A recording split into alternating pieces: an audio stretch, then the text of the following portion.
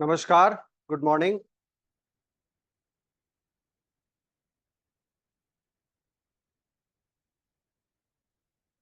Sir आपकी आवाज नहीं आ रही।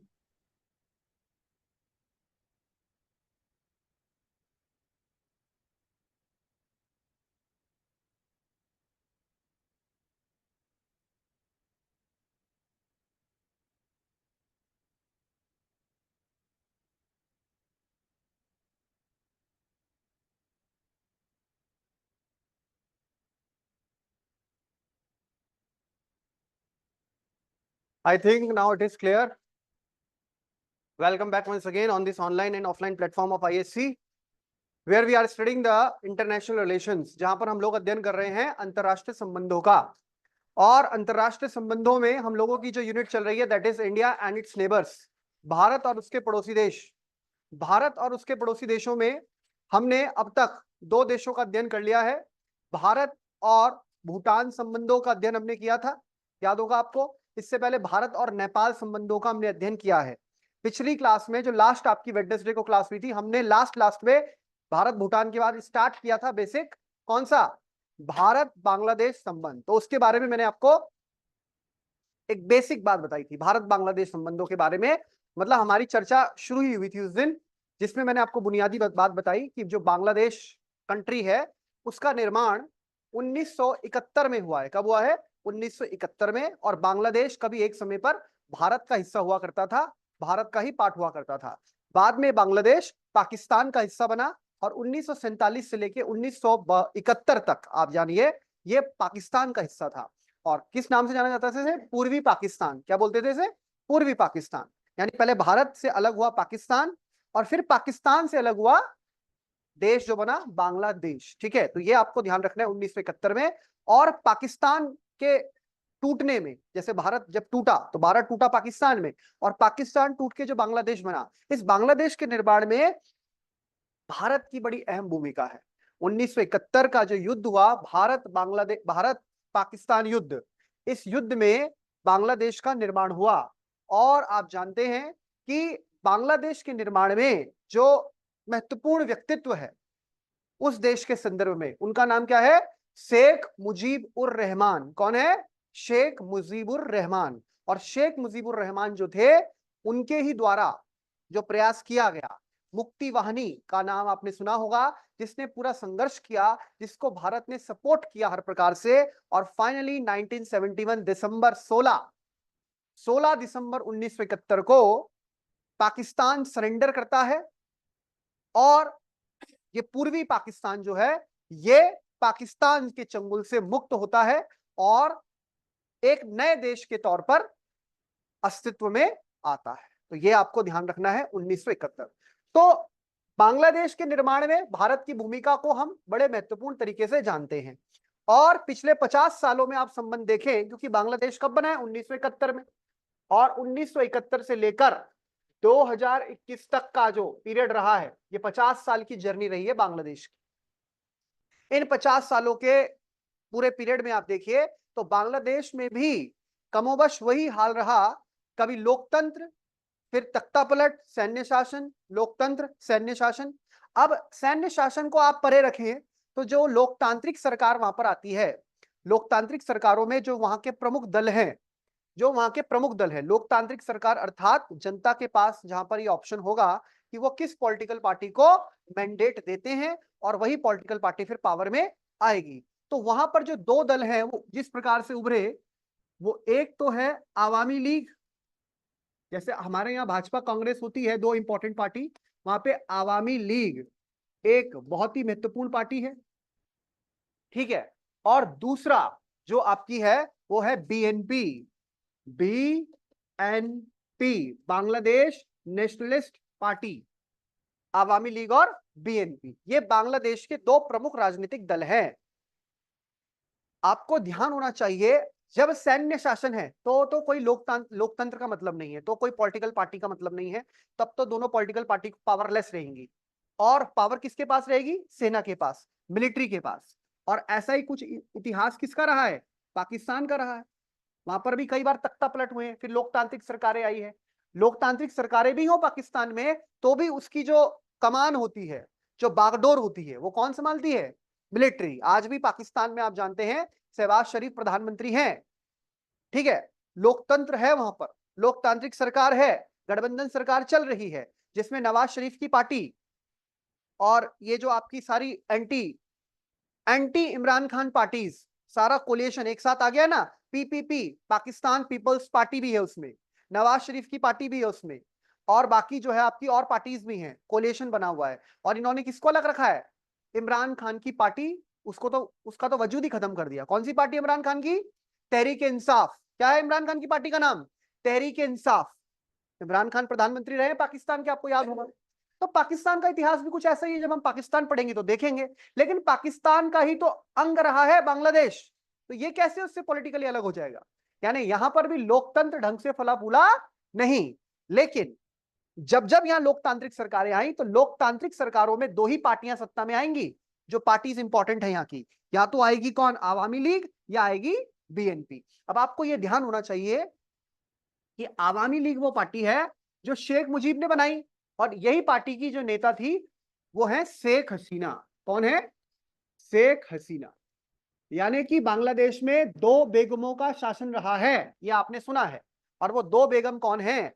एक तो है शेख हसीना। अगर आवामी लीग पार्टी सत्ता में आती है, पावर में आती है, तो प्रधानमंत्री बनती है शेख हसीना। और अगर बीएनपी सत्ता में आती है तो प्रधानमंत्री कौन बनेगी? शेख हसीना की एकदम प्रतिद्वंदी खालिदा जिया। कौन? खालिदा जिया। तो आज आप देखिए, दोनों एक दूसरे की कट्टर दुश्मन समझ लीजिए आप। क्या है? कट्टर दुश्मन है। लेकिन एक समय पर दोनों साथ आई थी, जिन्होंने सैन्य शासन को खत्म करके लोकतांत्रिक तरीके से, लोकतांत्रिक तरीके को आगे प्रमोट करने के लिए आपस में क्या किया? एक दूसरे को कोऑपरेट किया। दोनों साथ आई और उन्होंने सैन्य शासन को वहां से हटवाया। बाद में अब जब आ गई डेमोक्रेसी, तो ये दोनों पार्टी अपोजिशन पार्टी हो गई एक दूसरे की। अगर ये पावर में रहेगी तो ये अपोजिशन में रहेगी, ये पावर में रहेगी तो ये अपोजिशन में रहेगी। बारी बारी शासन भी किया इन्होंने। लेकिन पिछले लंबे अरसे से वहां पर 15 साल से तो मिनिमम आप देखिए, कौन? शेख हसीना लगातार प्रधानमंत्री बनी हुई थी। और ये जो खालिदा जिया हैं, ये लगातार जेल में थी। इनके ऊपर कई चार्जेस थे, करप्शन के बहुत सारे चार्जेस थे इनके ऊपर, जो कि इन्होंने किए ऐसे कुछ काम। आ जाइए। शेख हसीना से केवल 2 ही साल उम्र में बड़ी है ये खालिदा जिया। लगभग उम्र भी दोनों की क्या है? बराबर है। और 2 ही साल बड़ी हैं। तो ये काफी समय से जेल में थी। आजकल सुना होगा आपने, जेल से छूट गई हैं। जेल से छूट गई जैसे ही शेख हसीना का तख्ता पलट हुआ और ये जेल से छूट गई। और बहुत सारे ऐसे तत्व, बहुत सारी ऐसी पार्टीज, बहुत सारी ऐसे ऑर्गेनाइजेशन, और यहां तक कि कुछ टेररिस्ट आउटफिट भी, जिनको बोला जा रहा है, जो टेररिज्म को प्रमोट करते हैं, किसी प्रकार से हमारे भारत के हितों के लिए भी खिलाफ हो सकते हैं, बांग्लादेश के अपने हितों के खिलाफ, बांग्लादेश के हित कम बोले उसके, हम बोले अवामी लीग के हित के खिलाफ हो सकते हैं। ऐसे तत्वों को वहां पर छोड़ दिया गया है नई सरकार के, जो रिजीम चल रही है, नई रिजीम, उसके शरण में। तो ध्यान रखिएगा, जो ये बीएनपी है, बांग्लादेश नेशनलिस्ट पार्टी, और दूसरी पार्टी आवामी लीग, ये बीएनपी के साथ भारत के संबंध जो हैं वो थोड़े कैसे रहे हैं? बीएनपी को माना जाता है प्रो पाकिस्तानी। क्या माना जाता है? क्योंकि ये बीएनपी पार्टी का जो वजूद है, ये पाकिस्तान के सैन्य शासन या सैन्य शासक के द्वारा, जियाउल हक का नाम आप सुन रहे थे, यानी बीएनपी का पूरा जो वजूद है वो इस प्रकार का है कि ये थोड़ी pro Pakistani, pro Islamic party है। और जो ये पार्टी है आवामी लीग, ये सेक्युलर पार्टी मानी जाती है, अर्थात सारे धर्मों को जो है साथ लेकर चलना, समानता के साथ चलना। इसके बावजूद भी चाहे कोई भी पार्टी आए वहां, इस्लाम का तो झंडा वहां सबसे ऊपर रहेगा। तो भी आवामी लीग के समय थोड़ी पोजीशन माइनॉरिटीज की, हिंदू हो गए और माइनॉरिटी हो गए, वो ठीक थी, बड़े बड़े पदों में भी रहे माइनॉरिटीज वहां पे। लेकिन बीएनपी को माना जाता है प्रो पाकिस्तानी, प्रो जो है ये इस्लामिक पार्टी है, रिजिड इस्लामिक पार्टी है। तो यहां तक कि जो प्रधानमंत्री थी खालिदा जिया, ये किसी भी देश के दौरे पे जाती थी तो उस देश के दौरे के जब नेता से उससे मिलती थी, अपने काउंटर पार्ट से, तो कभी हाथ नहीं मिलाती थी। वो इस तरह से जो है आदाब अर्ज करती थी। तो इसको भी एक ऐसे सेंटिमेंट के देखिए रूप में देखा जाता था कि कोई गैर मर्द से हाथ मिलाना। जबकि ऐसी इंटरनेशनल पॉलिटिक्स में, और जब आप बड़े इतने पद पे हैं, मान लीजिए मैं ही कल के दिन प्रधानमंत्री हूं, मुख्यमंत्री हूं, किसी दूसरे देश के दौरे पे जाऊं, वहां कोई लेडी प्राइम मिनिस्टर है, लेडी मेरी काउंटर पार्ट है, तो अब ऐसा थोड़ा कि वह हाथ ही नहीं मिला रहे कि भाई ये तो गैर औरत हो गई और गैर मर्द हो गई, ये कहाँ चलती है ऐसा अंतरराष्ट्रीय राजनीति में बात। पर वहां के लोगों के दिमाग में बात बैठा दी गई पूरे एजेंडे के तहत। तो देखिए ये शेख हसीना जो है कहीं पर भी, हालांकि शेख हसीना अपने पूरे, आपने देखा पूरा सिर में पल्ला रखना, जो उनका रीति इस्लामिक उसमें, जबकि आप देखते हैं बुर्का उर्का पहना जाता है, लेकिन ये बंगाली लोग भी हैं, ये बंगाली इस्लामिक है ना, ये बंगाली लोग हैं तो अपने कल्चर को, लेकिन prime minister, as a prime minister वो हैंडशेक करती थी, ये हैंडशेक भी नहीं करती थी, ये थोड़ी रिजिड इस्लामिक लेडी थी। प्राइम मिनिस्टर रही है डॉक्टर मनमोहन सिंह के टाइम पर, भारत आई थी, उस समय प्रधानमंत्री थे जब डॉक्टर मनमोहन सिंह का पहला कार्यकाल चल रहा था। अब उसके बाद लगातार शेख हसीना रही, शेख हसीना ने इनको, ये सारे विरोधी हैं, इनको जेल जूल डालना शुरू किया, अलग अलग आरोप लगाए, जैसे आजकल शेख हसीना पे चार्जेस लग रहे हैं, और वहां की सत्ता ऐसे चलती रही। लेकिन भारत के परिप्रेक्ष्य में क्या रहा कि भारत के हित में यह रहा कि जब वहां आवामी लीग की सरकार रही, तो आवामी लीग की सरकार के समय पर भारत के संबंध बांग्लादेश के साथ बहुत अच्छे रहे हैं। प्रयास तो ऐसा होता है कि सरकारें कोई भी हो, देश के देश से संबंध होने चाहिए, लेकिन जाहिर सी बात है उस देश की कमान सवाल कौन रहा है, वहां प्रधानमंत्री कौन है, सरकार का चेहरा कौन है, नेतृत्व कौन है, उसका असर पड़ता है। तो खालिदा जिया के समय के बजाय आप देखिए, और पिछले 15 सालों से तो आप देख रहे हैं वहां पे शेख हसीना ही रहे हैं, और शेख हसीना के कार्यकाल में भारत और बांग्लादेश के बीच में बहुत तगड़े संबंध रहे। इनफैक्ट दक्षिण एशिया में भारत का किसी देश के साथ सबसे ज्यादा जो ट्रेड रहा, वो देश कौन सा रहा, बांग्लादेश का। बांग्लादेश ने, वहां की सरकार ने, शेख हसीना ने भारत विरोधी तत्वों को अपनी कभी भी जमीन का इस्तेमाल होने नहीं दिया। जो भी वहां एंटी इंडिया एक्टिविटी को प्रमोट करने वाले तत्व थे, अगर वो पहले बांग्लादेश छिप भी जाते थे, या बांग्लादेश में कुछ समूहों से या पाकिस्तान द्वारा बांग्लादेश का इस्तेमाल करके भारत के हितों को नुकसान पहुंचाने की बात होती थी, शेख हसीना ने इसे कभी अलाउ होने नहीं दिया। हिंदूज भी बहुत हद तक उनके कार्यकाल में प्रोटेक्टेड थे, ट्रेड भी फ्लरिश कर रहा था, डिफेंस के मामले में हमारा कोऑपरेशन था, railways, roadways, economic, commerce, business, सब मामलों में हमारे जो रिलेशंस थे वो बहुत ज्यादा स्ट्रॉन्ग काम कर रहे थे। अब क्या होगा उनका, दैट इज अ क्वेश्चन जिसका आंसर ना भी मुझे पता है, ना सरकार को पता है, ना आपको पता है। अब वो देखने वाली बात होगी कि नई सरकार के साथ हमें किस तरह से डील करनी है, किस तरह से संबंधों को आगे बढ़ाना है, क्योंकि एकदम से सारी परिस्थितियां बदल गई हैं।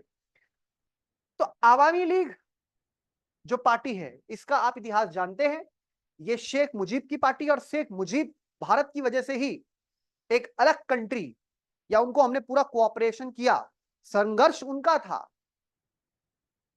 प्रयास उनका था, हमने उनको एक मदद की, क्योंकि उस समय हमारे लिए भी परिस्थिति ऐसी बन गई थी कि जो पूर्वी पाकिस्तान में हमले हो रहे थे पाकिस्तान के द्वारा, उससे सारे ज्यादातर लोग वहां से भारत के राज्य क्षेत्रों में प्रवेश कर रहे थे, तो हमारे यहाँ भी स्थिति खराब होती जा रही थी। तो हमने सब किया, और वो शायद एक एहसान वाली भावना जो होती है ना, हालांकि इसका मतलब ये नहीं है कि हमने उनको बांग्लादेश बनवा दिया तो बिल्कुल बांग्लादेश हमारे हिसाब से ही चलेगा, और कभी वो एंटी इंडिया इंस्टेंस ले नहीं सकता।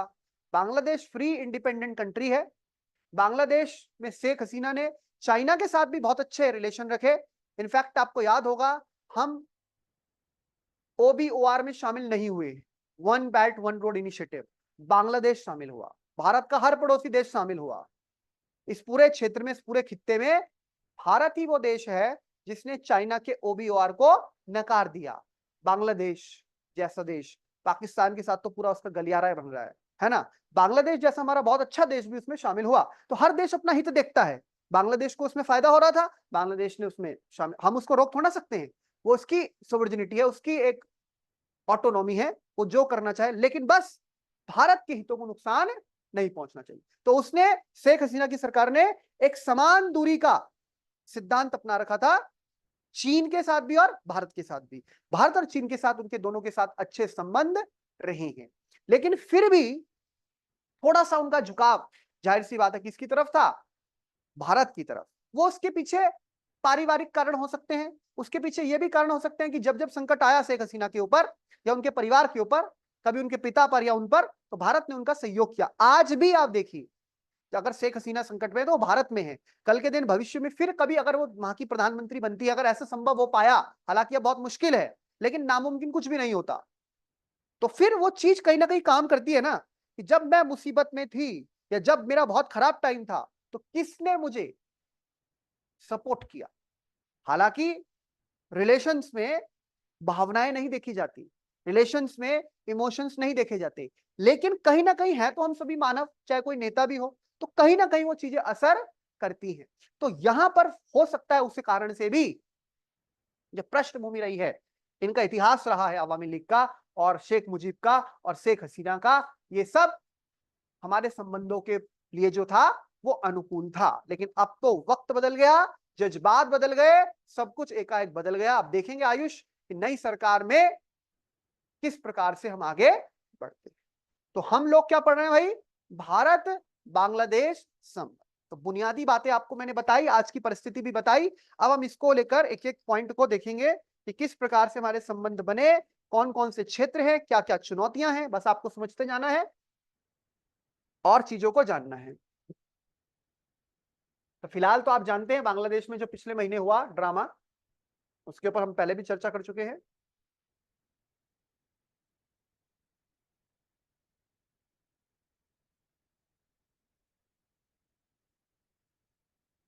भारत बांग्लादेश, आपको पता होगा कि भारत बांग्लादेश के साथ 4000 किलोमीटर से भी ज्यादा लंबी सीमा साझा करता है, और बांग्लादेश हमारा वो पड़ोसी देश है जिसके साथ कल्चरली भी हम अलाइंड हैं, ठीक है, इकोनॉमिकली भी हम अलाइंड हैं। इवन दो हमें पता ही है कि वो हमारा कभी पार्ट रहा है, तो इसलिए भी भाषा, एक ऐसा देश जिसका नेशनल एंथम भी उन्हीं व्यक्ति के द्वारा लिखा गया जिन्होंने हमारा नेशनल एंथम लिखा है, ठीक है। नेशनल एंथम क्या है हमारा, जन गण मन। लेकिन बांग्लादेश का नेशनल एंथम क्या है, अमार सोनार बंगाल भालोमाशी, ठीक है। तो वो जो नेशनल एंथम लिखा है वो किसने लिखा है, रविंद्रनाथ टैगोर ने। तो अब आप देखिए, हालांकि वहां पे कई बार ये बात उठी भी कि भाई हमारा नेशनल एंथम बांग्लादेश में जो कट्टर इस्लामिक लोग हैं वो एक हिंदू ने लिखा है, काफिर ने लिखा है, उन्होंने लिखा है, पर ये क्या मतलब है। देश, भाषा, संस्कृति, ये सब धर्म जाति से ऊपर उठकर होती है। तो ये है बांग्लादेश का झंडा, ये है भारत का झंडा, और हम लोग पढ़ रहे हैं भारत और बांग्लादेश के संबंधों को।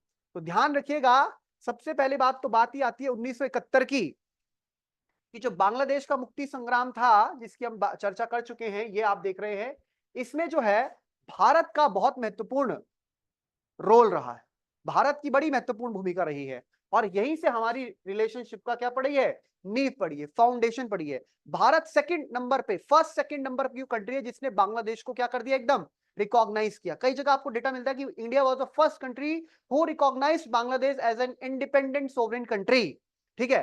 तो ध्यान रखना है, भारत ने प्रोवाइड किया है क्रिटिकल मिलिट्री और मटेरियल सपोर्ट बांग्लादेश को, जिससे कि उसने अपनी लड़ाई लड़ी पाकिस्तान के खिलाफ। यानी कि बोल सकते हैं हम कि पाकिस्तान के खिलाफ जो इस पूरे पूर्वी पाकिस्तान को सपोर्ट किया, मिलिट्रीली किया, ठीक है ना, उनको ट्रेनिंग दी, उनको इक्विपमेंट दिया, इस प्रकार से वो किसने किया, भारत ने किया। इसके बावजूद भी रिलेशंस खराब हुए हमारे कुछ सालों तक, जब जब वहां मिलिट्री रिजीम रही, मैंने कहा जब वहां सैन्य शासन रहा, क्योंकि सैन्य शासन आप मोर और लेस आप देखिए, हर कंट्री में आप देखिए सैन्य शासन जो है, अगर उसका अलाइनमेंट होगा तो पर्टिकुलरली एक कंट्री के साथ ज्यादा तगड़ा अलाइनमेंट होगा।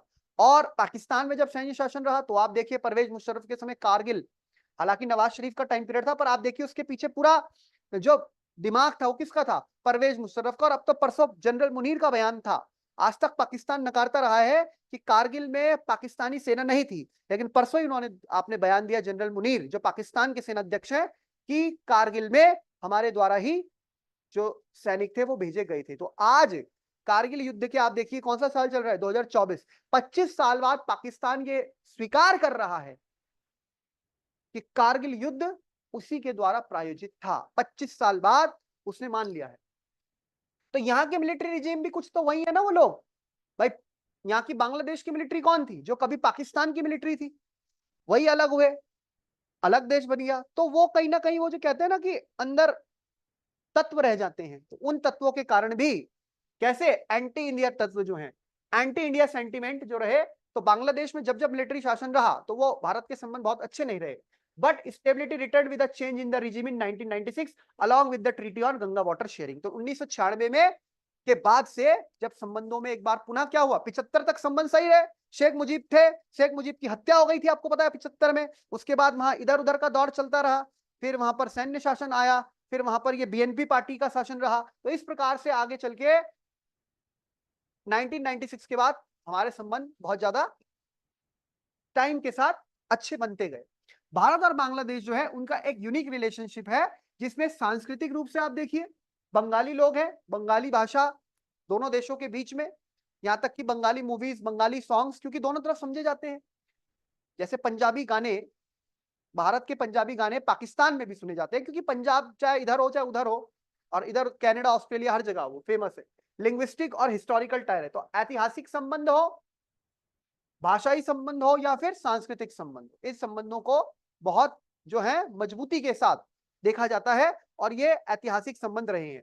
इसके साथ ही एक बहुत बड़ी बात हुई शेख हसीना के समय पर, भारत और बांग्लादेश के बीच में लैंड बाउंड्री एग्रीमेंट हुआ, एलबीए आप जानते हैं, जो कि क्या था, 100वां संविधान संशोधन भारत में किया गया, संविधान में याद है ना आपको। और हमने बांग्लादेश के साथ क्या किया, अपने लैंड बाउंड्री जो डिस्प्यूट थे उनको रिजॉल्व किया। तो नरेंद्र मोदी सरकार के आने के 1 साल के अंदर आप देखते हो 2015 में, और उधर बांग्लादेश में शेख हसीना सरकार, ये एक बहुत बड़ा अचीवमेंट रहा है दोनों देशों के लिए कि उन्होंने अपने बॉर्डर डिस्प्यूट को, हालांकि अभी भी बहुत सारे डिस्प्यूट्स हैं, लेकिन लैंड बाउंड्री डिस्प्यूट को काफी हद तक क्या कर दिया, सुलझा दिया। तो ये एक बड़ी अचीवमेंट मानी गई। LBA in 2020-2015 and the maritime dispute over territorial waters। अब बात आती है किस चीज की, बांग्लादेश की लोकेशन की। आप जानते हैं बांग्लादेश के साथ हमारी 4096 किलोमीटर के करीबन सीमा लगती है, यानी 4000 मोटा मोटा 100 किलोमीटर आप समझ लीजिए, 4100 किलोमीटर। ये जो सीमा है हमारी बांग्लादेश के साथ, ये भारत के 5 राज्यों से लगती है। कितने राज्यों से लगती है, 5 राज्यों से। और ये 5 राज्य कौन से हैं, पश्चिम बंगाल जो कि एक इंपॉर्टेंट राज्य है, असम, मेघालय, त्रिपुरा और मिजोरम, ये 5 राज्य जो है इनके साथ हमारी सीमा, बांग्लादेश की सीमा लगती है। तो भारत के 5 राज्यों का नाम ध्यान रखना है आपको। सबसे पहले आप देख रहे हैं ये पश्चिम बंगाल राज्य हमारा, ठीक है ना, असम राज्य है, ये आप देख रहे हैं, ये इधर आ जाएंगे आप, ये कौन सा राज्य है, त्रिपुरा, असम, ये आ जाएंगे मेघालय, और ये आ जाएंगे मिजोरम। ये पूरा बांग्लादेश है, ये यहां तक ये चिट्टगांव वाला, ये जो सफेद हिस्सा बना हुआ है ये पूरा बांग्लादेश है। इस तरह से बांग्लादेश का नक्शा आपको, काफी बड़ा बांग्लादेश का हिस्सा आपको देखने को मिल रहा है, ये बांग्लादेश। अब आपको ध्यान रखना है, बांग्लादेश की सीमा भारत के 5 राज्यों से लगती है, और बांग्लादेश के साथ हमारी सीमा 4096 4096 किलोमीटर, लगभग 4000 ही याद रख लो, 4000 किलोमीटर की हमारी क्या लगती है, सीमा लगती है। तो बांग्लादेश में किसी प्रकार की अस्थिरता होती है, बांग्लादेश में किसी प्रकार की अशांति होती है, तो जाहिर सी बात है भारत पे असर पड़ेगा। और जब ये पूर्वी पाकिस्तान था तो सोचिए, यहां से लोग भाग भाग के भारत की तरफ, बंगाल की तरफ, असम की तरफ, आप देखिए त्रिपुरा की तरफ, बहुत सारे लोगों ने क्या किया, प्रवेश किया, एंटर किया। क्योंकि आप कितना ही प्रोटेक्ट कर लीजिए तो भी इतनी बड़ी सीमा को गाइड करना हमारा पूरा प्रयास रहता है। इतनी बड़ी सीमा में फेंसिंग करना, मुझे आज भी ये बोलने में कोई चक नहीं है कि पूरी सीमा में आज भी ताड़बाड़ नहीं है। आज भी भारत बांग्लादेश की सीमा में कई जगह लूप होल्स हैं। अब ये हमारी कमी माना जाए या क्या माना जाए, इतने सालों बाद भी, और अब हम देख रहे, अब हमें होश में आया जब वहां इतना बड़ा तख्ता पलट हुआ, तब हम डरने लगे कि वो लोग यहाँ ना घुस जाएं। आज तक भी हमारे पास, पहले सीमा भी बहुत बड़ी है ना, ये देखो ना कितनी बड़ी सी वाटर बाउंड्री वाली सीमा भी है, टेरिटोरियल वाटर, अंदर अंदर 3 तरह की सीमा लगती है हमारी उससे, समुद्री सीमा, स्थलीय सीमा, और जो रिवर बाउंड्रीज होती है, यानी नदियां भी अंदर अंदर जा रखी है। इधर से नदियां भारत के क्षेत्र से वहां एंटर करती है, इधर से नदियां एंटर करती हैं। तो नदी सीमा भी है, समुद्री सीमा भी है, स्थलीय सीमा भी। तो ये आप देखिए पूरा का पूरा बांग्लादेश 3 तरफ से तो भारत से घिरा हुआ है, और दक्षिणी इसका हिस्सा जो है, इसका जो सुंदरबन डेल्टा का भी पार्ट है। किसका पार्ट है, सुंदरबन डेल्टा आपको पता है भारत और बांग्लादेश के बीच में ही बनता है। ये पूरा का पूरा, मतलब आपका ये पश्चिम बंगाल राज्य है, और ये बांग्लादेश है, तो एक ही हिस्सा था कभी। तो ये पूरा का पूरा इसका यहाँ पर नक्शा है। तो याद कीजिए चिट्टगांव, ये चिट्टगांव काफी इंपॉर्टेंट है कि नहीं है, ये आपने हिस्ट्री में पढ़ा होगा। आचार्य सूर्यसेन, चिट्टगांव में आर्मरी रेड हुई थी। हमारा एक शहर देखिए अगरतला, अगरतला में तो मैं आपको बता दूं, डेली का जो फल सब्जी आती है वो भारत से नहीं पहुंच पाती, बल्कि बांग्लादेश से पहुंचती है। क्योंकि अगरतला आप देखिए, बिल्कुल आप देखिए, त्रिपुरा की राजधानी है ना अगरतला, ये बांग्लादेश, देखो त्रिपुरा राज्य जो ये हमारा त्रिपुरा है, ये देखो लाल जो कर रहा हूं, ये त्रिपुरा तीनों तरफ से बांग्लादेश से घिरा हुआ है। त्रिपुरा जो है, त्रिपुरा नाम भी याद रह जाएगा आपको, त्रि मतलब तीन, पूरा मतलब तीन तरफ से पूरा का पूरा किससे घिरा हुआ है? बांग्लादेश से। तो त्रिपुरा तो हर तरफ से बांग्लादेश से घिरा हुआ है। तो ये आपको भाजपा की सरकार है त्रिपुरा में फिलहाल, है ना, क्योंकि उस टाइम जब बांग्लादेश से यानी पूर्वी पाकिस्तान से हिंदू भागे थे ना, हिंदू और मुसलमान उधर आए, हिंदू इधर गए, तो वो हिंदू इधर चले गए थे, कुछ इधर आ गए थे, तो जो हिंदू इधर गए तो यहाँ हिंदू मेजोरिटी और त्रिपुरा। तो अब आप देखिए, तो फल सब्जी उनको कहां से आती है? और अगर हम ये देखें कि त्रिपुरा को अगर यहाँ हमें सारा सामान पहुंचाने के लिए ऐसे जाना पड़ता है, ये सिलीगुड़ी कॉरिडोर होके हमारा रास्ता ये है, लेकिन अगर बांग्लादेश के साथ बहुत अच्छे संबंध हो तो ट्रेनें सीधा ऐसे से ऐसे चले, नॉर्थ ईस्ट हम पहुंचे, इतना घूमने के बजाय कलकत्ता से सीधा बांग्लादेश पार करके नॉर्थ ईस्ट पहुंच जाए। प्रोजेक्ट चले भी हैं, त्रिपुरा को जोड़ने का प्रयास चला है। यहाँ पे आप अखुरा देख रहे हैं, अगरतला अखुरा ट्रेन चलाने की बात हुई, इनका एग्रीमेंट हुआ। अगरतला त्रिपुरा की राजधानी है, त्रिपुरा की राजधानी क्या है? अगरतला। और ये अखुरा ये किसका है? बांग्लादेश का है। तो आप क्या समझ रहे हैं, यहाँ पर बांग्लादेश की स्थिति भारत के लिए बहुत ज्यादा क्या है? इंपॉर्टेंट है।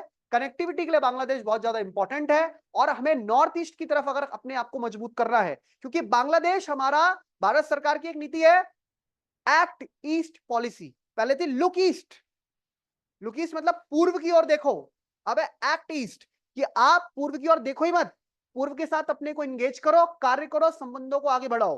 तो अगर हमें पूरब की तरफ बढ़ना है, बांग्लादेश भारत की परिप्रेक्ष्य में कहां है? पूरब में।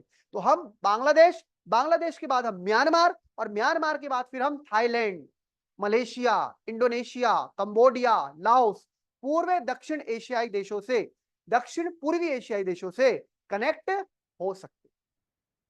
भाई आप देखिए, म्यांमार को तो माना जाता है gateway of south east Asia, south east Asia का गेटवे कौन है? म्यांमार। तो म्यांमार के साथ हमारी सीमा लगती है, लेकिन ये सीमा कैसी है? ये पहाड़ी सीमा है, पहाड़ी क्षेत्र है ना, सारे पहाड़ी राज्य हैं, अरुणाचल प्रदेश, नागालैंड, त्रिपुरा, मिजोरम। अब मिजोरम की सीमा इससे भी लगती है, किससे? तो हम भारत से बांग्लादेश, कभी भविष्य में चाहे तो ट्रेन भी चल सकती है, पूरा रेल रोड का तो नेटवर्क हम चाहते ही हैं। सोचो कभी आप सीधा यहां से रोड में बैठ के बस में पहुंच जाओ थाईलैंड, कैसा लगेगा आपको? तो उसके लिए क्या करना पड़ेगा हमें? कनेक्टिविटी ऐसे करनी पड़ेगी ना कि यहां से कनेक्ट चले, कोई बस चल रही है कलकत्ता से चली बांग्लादेश होके, फिर म्यांमार होके आगे पहुंच रही है बाकी साउथ ईस्ट एशिया के देश। ऐसा हो सकता है, संभव है, लेकिन उसके लिए क्या चाहिए? इन सारे देशों को जो आपसी देश पड़ रहे इस क्षेत्र के, सहयोग करना पड़ेगा, विश्वास करना पड़ेगा, इंफ्रास्ट्रक्चर में पैसा खर्च होगा, कनेक्टिविटी में हमें इंगेज करना पड़ेगा। लेकिन अभी जो हालात हो गए हैं, बड़ा मामला मुश्किल हो गया। भाई हर देश चाहता है ना कि वो दूसरे देशों से जुड़े, भारत चाहता है वो रशिया से डायरेक्ट जुड़े, और रशिया चाहता है वो भारत से डायरेक्ट जुड़े। अब बीच में इतने सारे देश पड़ते हैं, तो उन देशों के साथ हमें लेके चलना पड़ेगा। हम कैसे करें? हमें पहुंचना है सेंट्रल एशिया, हमारी रिसोर्सेज है, नेचुरल रिसोर्सेज की नीड है हमें, सेंट्रल एशिया जब पहुंचना है, कैसे पहुंचे? बीच में पाकिस्तान पड़ गया, ये सिर दर्द है। फिर उधर अफगानिस्तान है, अफगानिस्तान में तालिबान आ गया। एक परियोजना थी हमारी तापी परियोजना, Turkmenistan, Afghanistan, Pakistan, India project, कैसे पूरा होगा? बीच में पाकिस्तान है, पाकिस्तान चाइना को वो करता है, मतलब चाइना पाकिस्तान का आपस में एंगेजमेंट है, वो हमारे हित के खिलाफ भी हो सकता है और होता भी है। रशिया हमारे तक पहुंचना चाहता है, हम रशिया तक पहुंचने चाहते हैं बीच में। अब उसी तरह हम पूरब की तरफ एंगेज करना चाहते हैं, कैसे करेंगे आप? पूरब पश्चिम की तरफ एंगेज नहीं कर सकते क्योंकि बीच में पाकिस्तान है, तो सीधा भारत यहां से समुद्री मार्ग से ईरान होते हुए तब सेंट्रल एशिया भी पहुंचना चाह रहा है और पश्चिम भी जाए, लेकिन ईरान के संबंध बाकी देशों के साथ अच्छे नहीं है, ये दिक्कत हो जाती है। तो बहुत सी चीजें देखनी पड़ती है हमें इंटरनेशनल से। तो ये बात आपको समझ में आ गई? बांग्लादेश का नक्शा मैंने आपको दिखा दिया, बाकी 5 राज्य आपको ध्यान रखने हैं। अब क्या सिग्निफिकेंस है बांग्लादेश भारत की? हाँ भाई, क्या महत्व है भारत के लिए बांग्लादेश का? What is the significance of Bangladesh to India? पहली बात, जियोपॉलिटिकल, भू राजनीतिक। कैसा सिग्निफिकेंस? भू राजनीतिक। क्या है भू राजनीतिक सिग्निफिकेंस? हम जानते हैं कि बांग्लादेश इंडिया का जो नेबर है, और वो लैंड, रिवराइन और मैरीटाइम बाउंड्री शेयर करता है। मैंने तीनों बात आपको बताई, जल सीमा में समुद्री सीमा भी आ गई, नदी वाली सीमा भी आ गई, और जमीनी सीमा वो भी शेयर करता है। और ये एक इंपॉर्टेंट है इंडिया की सिक्योरिटी के लिए, क्योंकि अगर बांग्लादेश में कुछ ऐसे तत्व पनपते हैं जो भारत विरोधी हैं, तो भारत कहां कहां तक रोकेगा? 4000 से ज्यादा लंबी किलोमीटर की आपकी सीमा है, समुद्री सीमा भी है, नदी के माध्यम से कोई घुस जाए, तो इसका मतलब बांग्लादेश में ऐसी सरकार रहनी चाहिए जो भारत की चिंताओं को समझती है, जो भारत की चिंताओं के प्रति संवेदनशील है। तो वो शेख हसीना थी। तो भारत की सुरक्षा के लिए और भारत की विदेश नीति के लिए बांग्लादेश महत्वपूर्ण है। जैसा कि यहाँ पे एग्जाम्पल दे रखे हैं कि भारत को सपोर्ट चाहिए बांग्लादेश का, ठीक है ना, ताकि वो चाइनास की स्ट्रिंग ऑफ पल्स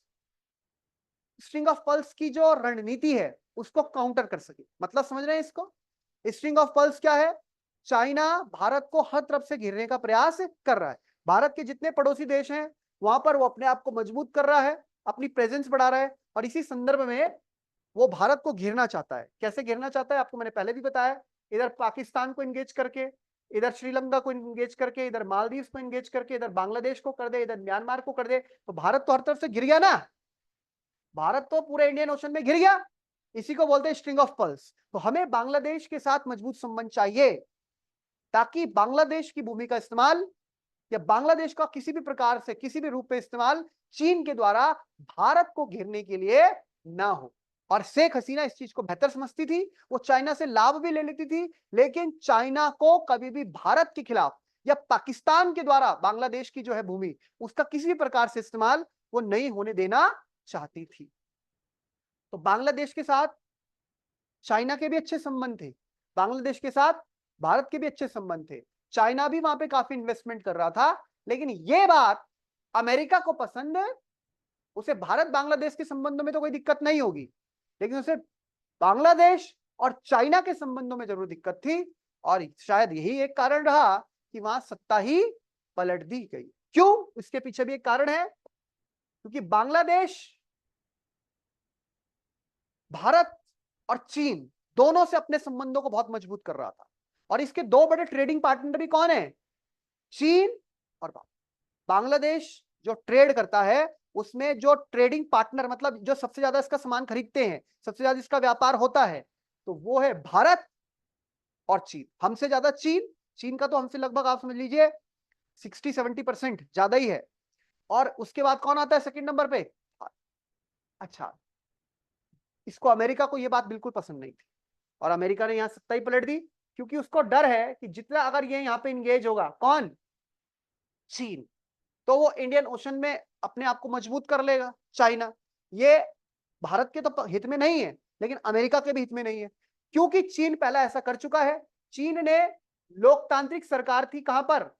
म्यांमार में, आंग सान सूकी की, उसको तख्ता पलट करा के वहां पे सैन्य शासन बिठा दिया है। तो चीन की सरपरस्ती में, ध्यान दीजिए मेरे शब्दों पे, चीन की सरपरस्ती में म्यांमार में सैन्य शासन चल रहा है। ऐसा समझ लो, म्यांमार की जो सरकार है वो चीन की कठपुतली सरकार है। भारत के लिए चिंता की बात होगी। और बांग्लादेश में जो अब सरकार आ गई यूनुस साहब की, वो अमेरिका की कठपुतली सरकार है। यानी चीन और अमेरिका आमने सामने, और दोनों देश भारत के पड़ोसी। अब हमारे लिए क्या दिक्कत है? नई अलग तरह की दिक्कत आ गई हमारे लिए, तो अजीब ही ड्रामा हो रहा है इनका कि दो बड़ी महाशक्तियां यहां राजनीतिक यहां अपने गुत्थम गुत्था कर रही हैं, और दिक्कत हमारे लिए हो रही है। ना ही हमें यहां कोई प्रो अमेरिकी सरकार चाहिए, ना ही हमें यहां पर प्रो अमेरिकी सरकार हमारे तो कोई खिलाफ नहीं जाएगी, क्योंकि अमेरिका हमारे साथ अलाइन है।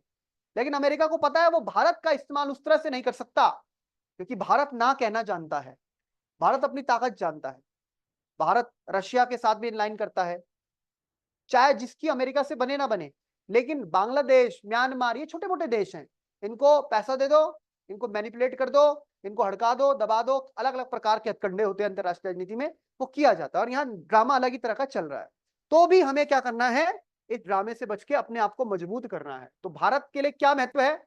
जियोपॉलिटिकल महत्व। तो हमारे लिए अमेरिका से तो कोई डायरेक्ट चैलेंज नहीं है, अमेरिका से हमें कोई खास खतरा नहीं है। अमेरिका के लिए हम कोई खतरा तब तक नहीं है जब तक कि अमेरिका को ऐसा नहीं लगता कि भारत उसके हितों को नुकसान पहुंचा रहा है। और अभी अमेरिका को हमारा सहयोग जरूरत है और हमें भी अमेरिका की सहयोग की जरूरत है, क्योंकि दोनों के लिए अभी कॉमन दुश्मन कौन है? चाइना। तो यहां पर जियोपॉलिटिकली हमें अभी किससे काउंटर करना है? चाइना को। तो बांग्लादेश में हम नहीं चाहेंगे कि ऐसी स्थिति बने। अब क्या हो सकता है? देखो, अब वहां पे अमेरिकी सरकार आ गई है। कौन सी सरकार आ गई है? अमेरिकी। अमेरिका का पिछल लगू है पाकिस्तान।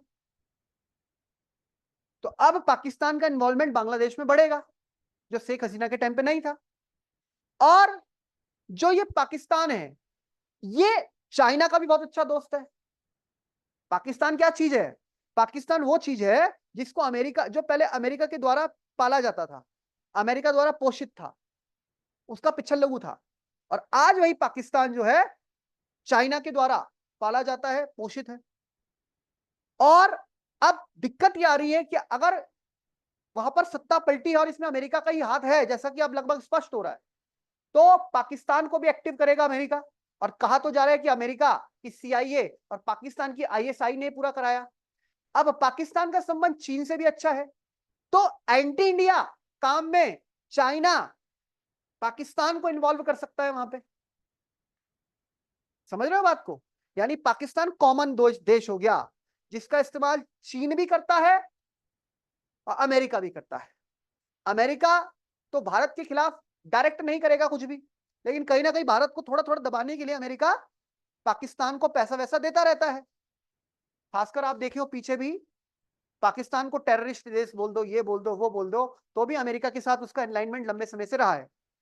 लेकिन अमेरिका को यह भी पसंद नहीं है कि पाकिस्तान बहुत ज्यादा चीन के पक्ष में जा रहा है, तो पाकिस्तान इस बात का फायदा भी उठाता है।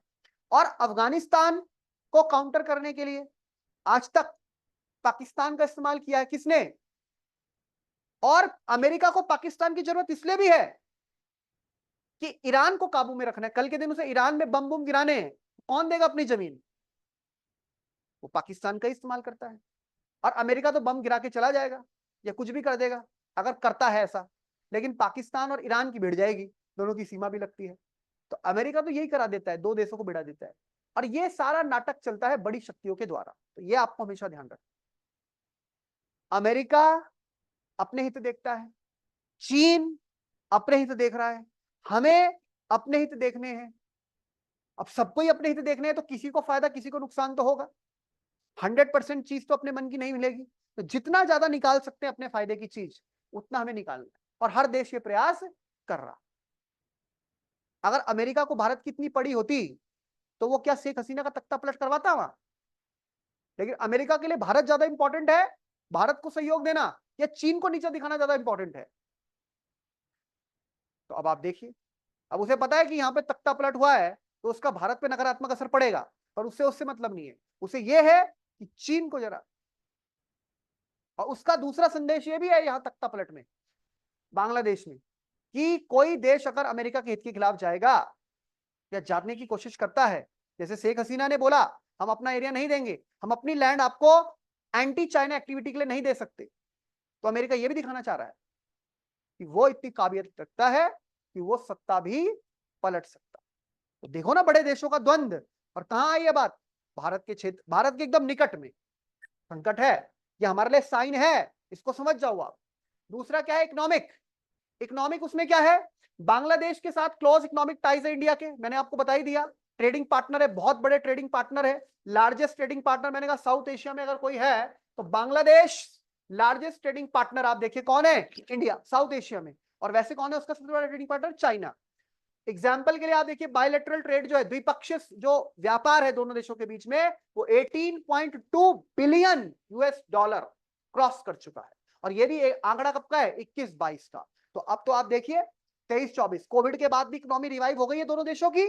तो अब ये आप देखिए ट्रेड बहुत तगड़ा रहा है दोनों देशों के बीच में। अब क्या होगा आगे, अब ये देखने वाली बात होगी। ट्रेड तो हालांकि चल ही रहा है, बाकी काफी सारी चीजें नॉर्मलाइज हो रही है।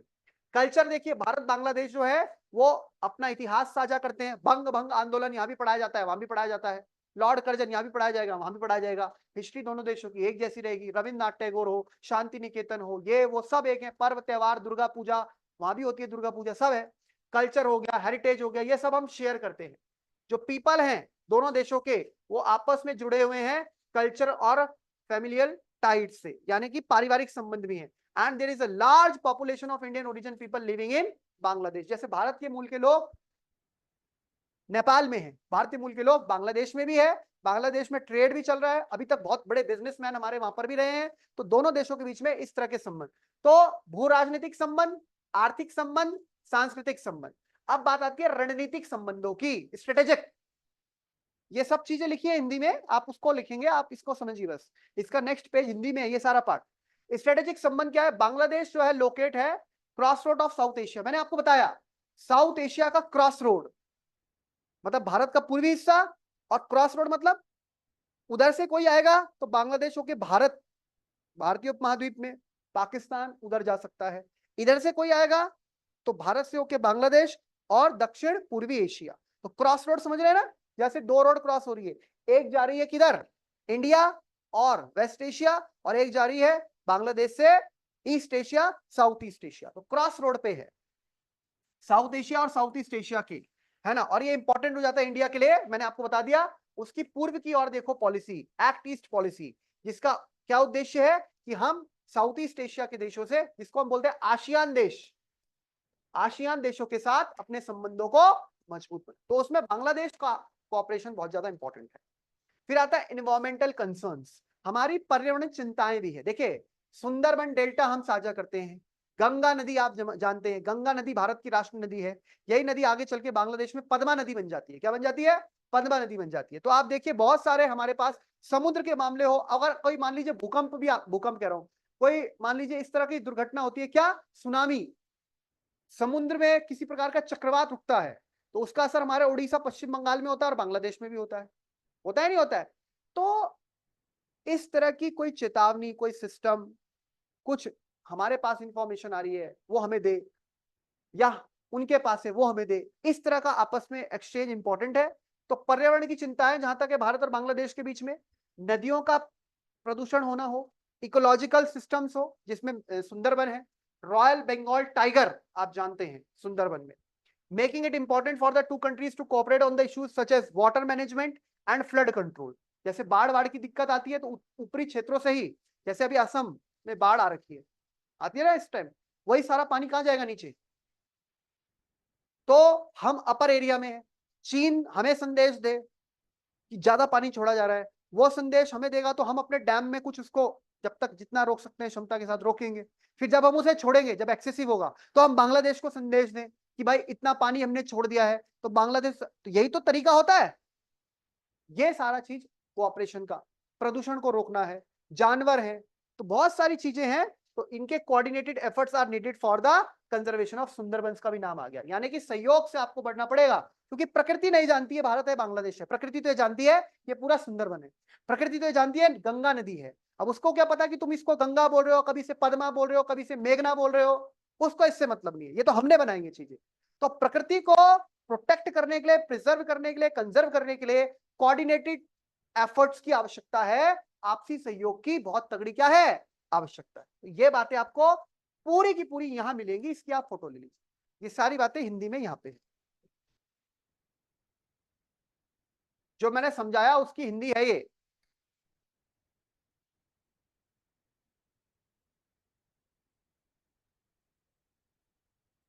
विकेश कहाँ है आज? विकेश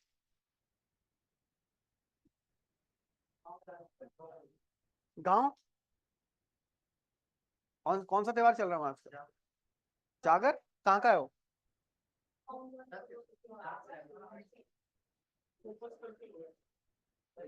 आ गई बात समझ में यहां तक? तो बांग्लादेश में आप बताइए मैडम कौन सी दो पार्टीज हैं? आवामी लीग और बीएनपी। आप बताइए किरण, बांग्लादेश के संस्थापक किसको कहा जाता है, फादर ऑफ बांग्लादेश?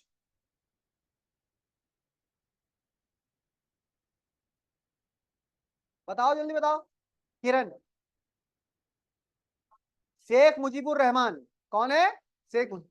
आप बताइए मैडम, बांग्लादेश और भारत दोनों के संबंध बहुत अच्छे हैं, कितने राज्य हमारी सीमा साझा करते हैं? 4। पक्का कि 5? 5 राज्य। आप बताइए 5 राज्य कौन कौन से हैं? हाँ, वेस्ट बंगाल, सिक्किम बोला आपने ना? सिक्किम नहीं है। असम, वेस्ट बंगाल, असम, मिजोरम, त्रिपुरा। एक मिनट, एक मिनट उन्हें बोलने दीजिए। नहीं बता, एक मिनट आप बताइए। बांग्लादेश, बांग्लादेश तो देश है। पश्चिम बंगाल,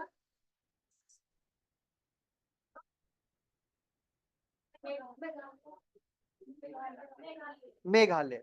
आप बताइए कौन सा राज्य तीन तरफ से बांग्लादेश से घिरा हुआ है? आप बताइए भारत बांग्लादेश के बीच में कितने किलोमीटर लंबी लाइन है? अभी तो बताइए, बोलो लगभग सर। 4000 किलोमीटर। कितनी है? आप बताइए बांग्लादेश कब अलग हुआ पाकिस्तान से? हाँ, आप बताइए विजय दिवस हम कब मनाते हैं? 16 दिसंबर। कब मनाते हैं? 16 दिसंबर। 16 दिसंबर 1971 को ये बांग्लादेश को स्वतंत्रता मिल गई, ऐसा समझ लो। 16 दिसंबर 1971 को भारत की सेना ने पाकिस्तान को हरवा दिया, सरेंडर कर दिया उन्होंने। 16 दिसंबर 1971। आप बताइए मुझे आयुष, बांग्लादेश में जो अभी घटनाक्रम हुआ वो कब हुआ? जब शेख हसीना को भारत आना पड़ा।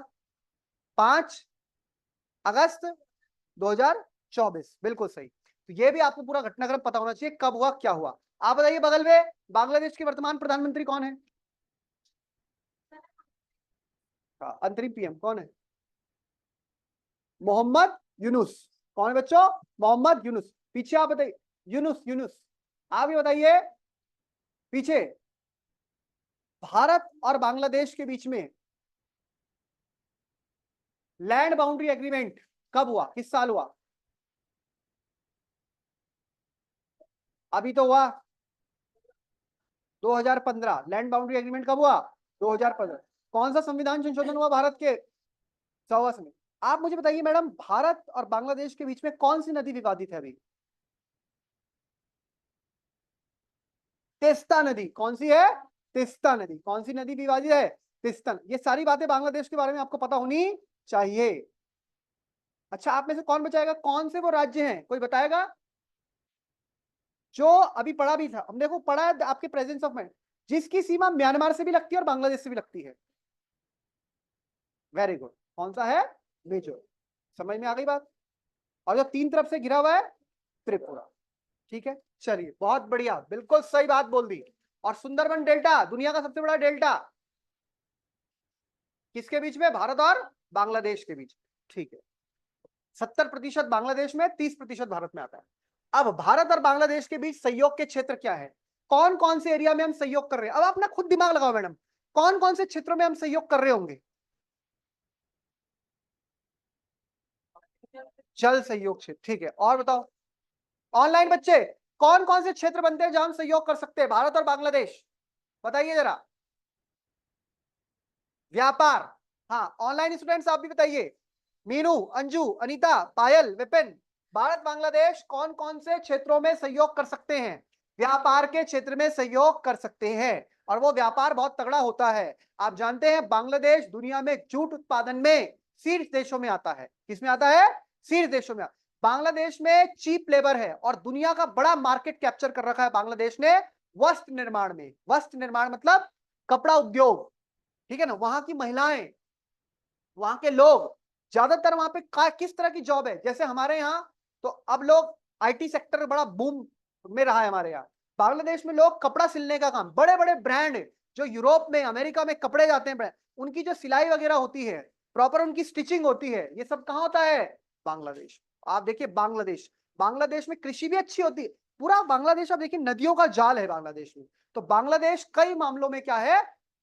बहुत ज्यादा इंपॉर्टेंट कंट्री बन जाओ, बहुत ज्यादा इंपॉर्टेंट कंट्री। तो आप देखिए, एक तो क्षेत्र हो गया ट्रेड का, व्यापार का, ये तो एक बहुत ही बुनियादी क्षेत्र हो गया। इसके अलावा क्या है हमारा? रक्षा सहयोग भी है। क्या है? रक्षा सहयोग, यानी जो डिफेंस रिलेशंस है। इसके अलावा रेलवेज, भारत बांग्लादेश के बीच में रेल, ये हमने काम किया। भारत बांग्लादेश के बीच में सड़क, इसके इसके ऊपर हमने काम किया। मेरा दोस्त है शेख अजहरुद्दीन, कश्मीर का है।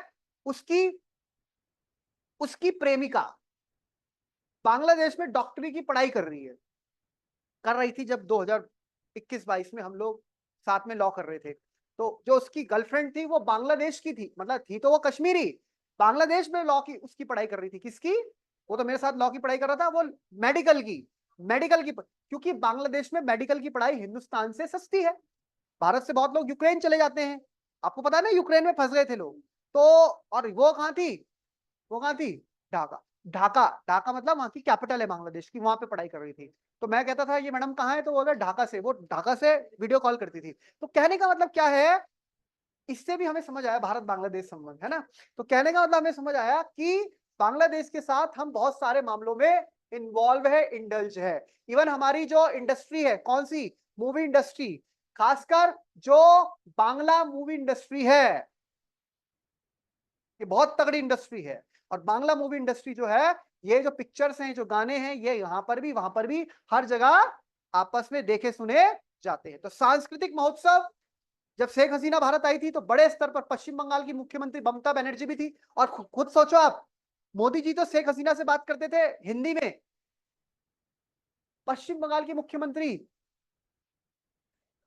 और बांग्लादेश की प्रधानमंत्री जब बात करेंगी तो दोनों किस भाषा में बात करेंगी, बंगाली। तो दोनों, देखो, ममता बनर्जी की हिंदी बहुत अच्छी नहीं है और शेख हसीना भी हिंदी बहुत अच्छी और इंग्लिश भी बहुत अच्छी नहीं बोल पाती, क्योंकि जो उनकी मदर टंग है दैट इज बांग्ला। और दोनों उसमें बहुत अच्छे से आपस में बातचीत करती थी।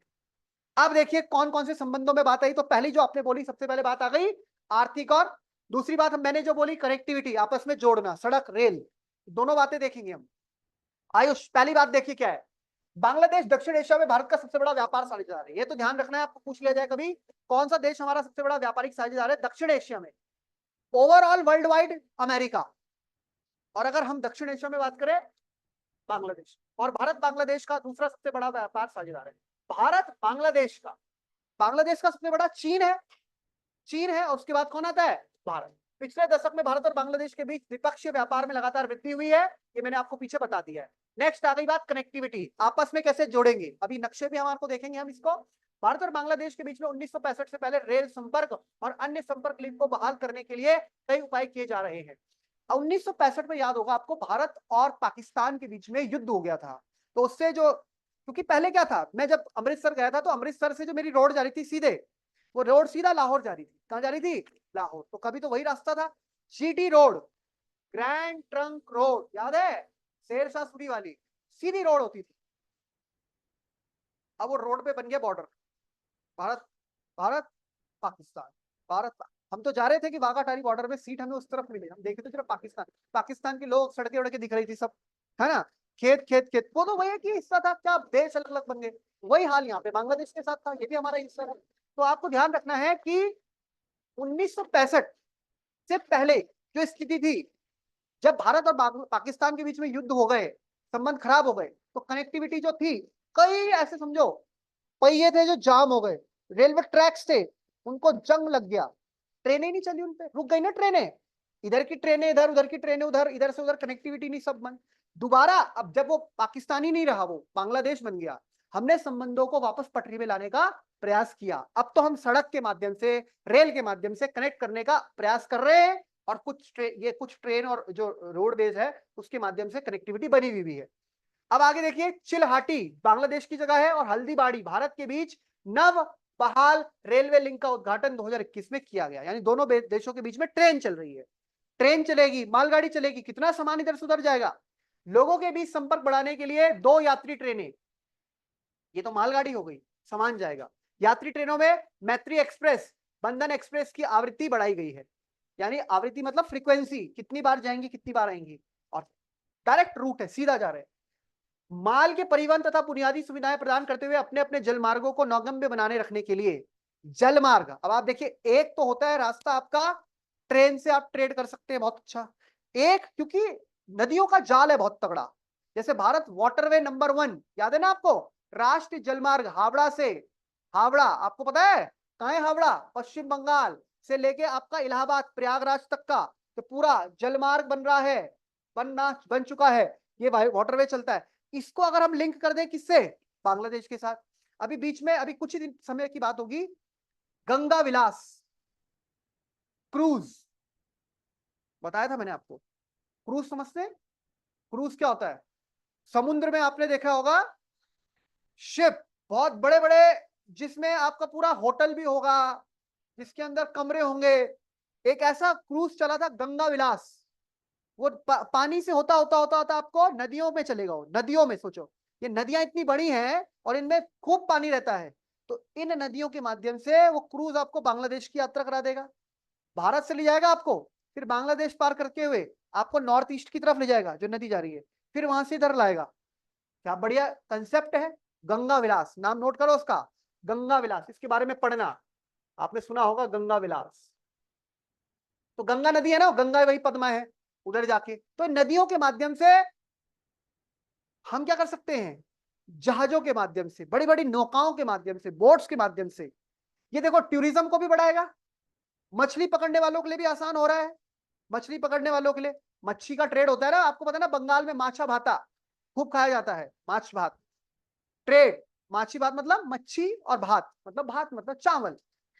और इससे क्या हो रहा है, ट्रेड बिजनेस भी बहुत ज्यादा बढ़ेगा, मतलब सामान वस्तु आदान प्रदान होगी, ये सारी चीजें हैं। तो नौगम्य बनाए रखने के लिए अंतरदेशीय जल पारगमन एवं व्यापार पर प्रोटोकॉल पर हस्ताक्षर किए गए हैं। यानी अंतरदेशीय, देश के अंदर ही जल पारगमन और व्यापार, जल के माध्यम से आप क्या करें, ट्रेड करें, जल के माध्यम से आप व्यापार करें, उसके लिए व्यवस्था की गई है।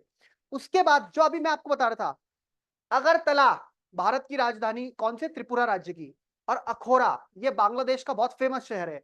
इनको जोड़ने के लिए डायरेक्ट ट्रेन सीधा लाइन पे पड़ता है, कौन, अगरतला और अखोरा। अगरतला हमारा है, बांग्लादेश के अखोरा से ट्रेन चले अगरतला जाए, अगरतला से अखोरा जाए, तो इससे क्या होगा, दोनों देशों के बीच में सामान वामान आपस में आदान प्रदान, यात्री ट्रेन चले चाहे माल ट्रेन चले। तो अगरतला त्रिपुरा और अखोरा बांग्लादेश के बीच पूर्वोत्तर क्षेत्र से बांग्लादेश तक जाने वाली पहली ट्रेन होगी। तो ये क्या है, पूर्वोत्तर क्षेत्र से बांग्लादेश, कलकत्ता से तो जाती है, लेकिन नॉर्थ ईस्ट से, अगरतला कहां आता है, नॉर्थ ईस्ट में, वहां से कोई ट्रेन बांग्लादेश आ रही है। यानी ऐसे जाती थी ना कलकत्ता से ढाका, अब उधर से आएगी। कनेक्टिविटी देखो। और कभी ऐसा हो सकता है क्या, होना चाहिए कि नहीं होना चाहिए, कलकत्ता से गई ट्रेन ढाका, और ढाका से सीधा अगरतला, यानी कलकत्ता से हमें जाना है अगरतला वाया बांग्लादेश, उसको बांग्लादेश को पार करते हुए। लेकिन ये इतना आसान नहीं होता, एक देश से दूसरे देश आप जा रहे हैं, पता लगा उसमें कौन लोग चले गए हैं, और नेपाल के साथ भी है। और दूसरी बात, फिर ऐसे में क्या होगा, सिक्योरिटी कंसर्न भी होती है। अब वहां जैसी सरकारें आ गई है, जानबूझ के भारतीय यात्री जा रहे हैं, मान लीजिए ट्रेन में ब्लास्ट ब्लास्ट आतंक की घटना है, तो बहुत दोनों देशों की तरफ सिक्योरिटी चेक, ऐसा ना कि वहां सीधा घुस जाएगी, बीच में रुकेगी, यहाँ की एजेंसियां चेक करेंगी, वहां की एजेंसियां चेक करेंगी, पूरा चेक होती है, तब जाती है, ताकि कोई भी ऐसे तत्व उसका इस्तेमाल ना कर ले जो कि हार्मफुल हो, दोनों देशों के हितों को नुकसान पहुंचा दे।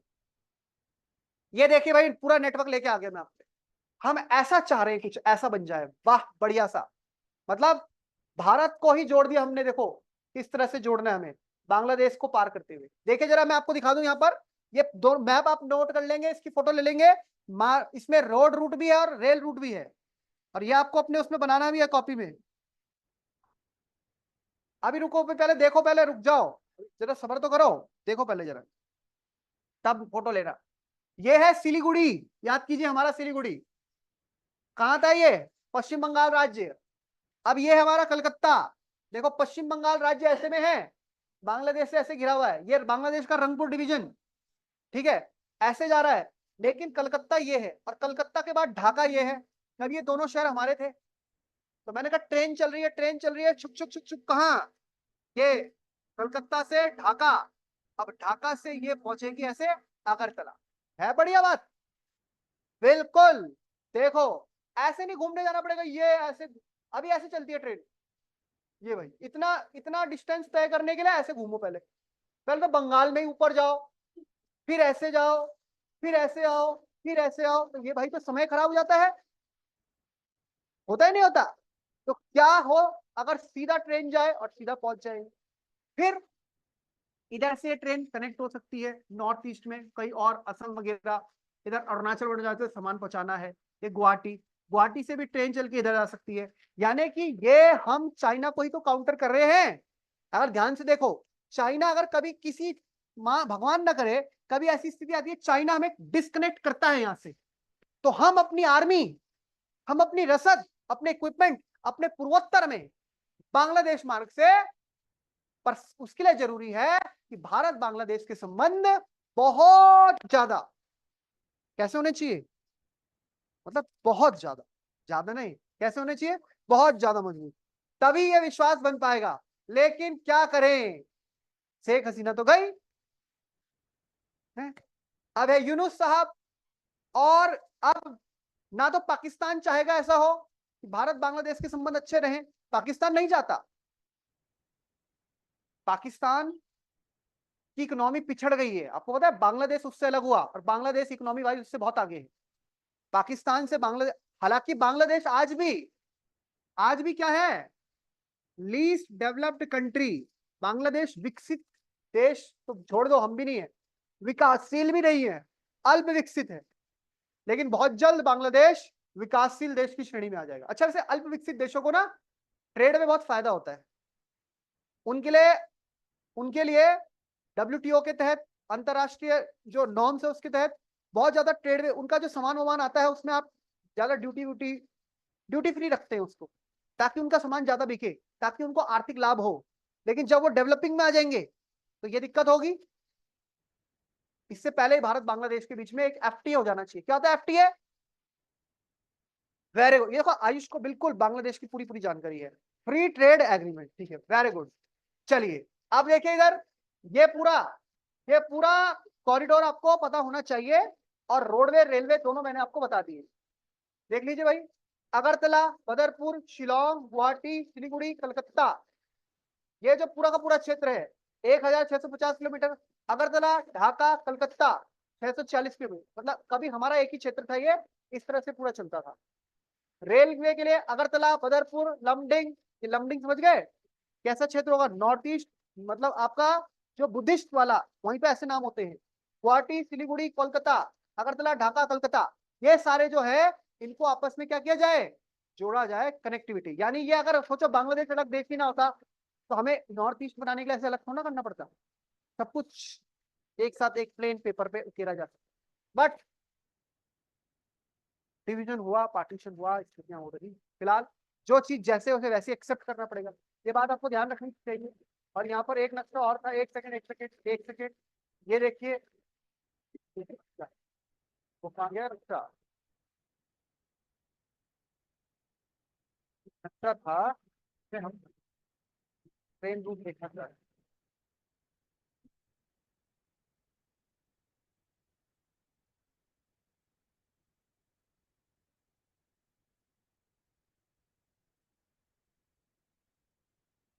इंडिया बांग्लादेश,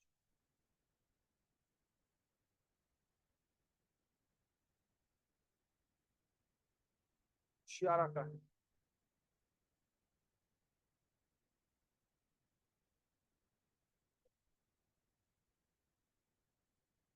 चलो कर लो, फोटो ले लो, ले ली। सर थोड़ा जूम कर दीजिए, साफ नहीं आ रही फोटो। सर ऑफलाइन बच्चे जो खींच रहे हैं वो शेयर कर देंगे सर ग्रुप में, हमें साफ नहीं दिखाई दे रहा ना सर। हाँ ठीक है ठीक है। अच्छा कौन सा, ये भी खींचना है आपको, लीजिए फोटो लीजिए।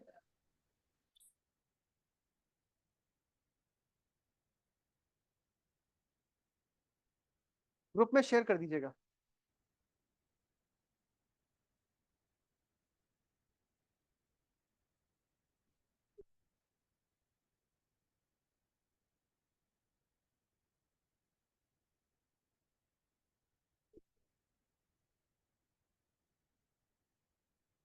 ये ले लो, ले लीजिए,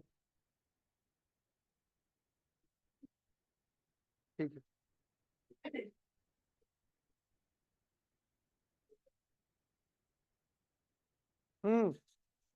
आपको जब मेंस आंसर राइटिंग में क्वेश्चन आएंगे तो आपको प्रोजेक्ट याद होने चाहिए ना, कौन कौन से क्वेश्चन।